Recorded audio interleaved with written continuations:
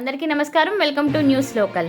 కృష్ణా నది వరద బాధితులకు the Alamuru taluka rice millers association 5 లక్షల రూపాయల విరాళం అందించింది. ఈ సందర్భంగా ఆ చెక్కును శుక్రవారం మండపేట ఎమ్మెల్యే వేగుల జోగేశ్వరరావుకు అందజేశారు.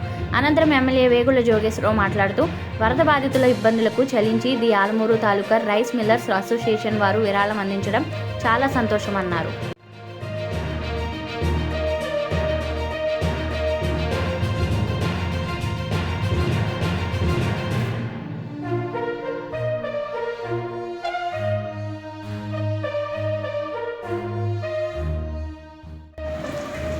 ఈ రోజున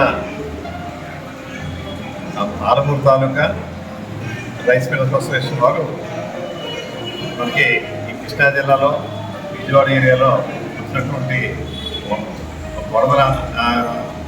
వరద బాధితుల సహాయంతో ముఖ్యమంత్రి సహాయానికి 5 లక్షల రూపాయలు ఈరోజు వారు ఇవ్వడం జరిగింది.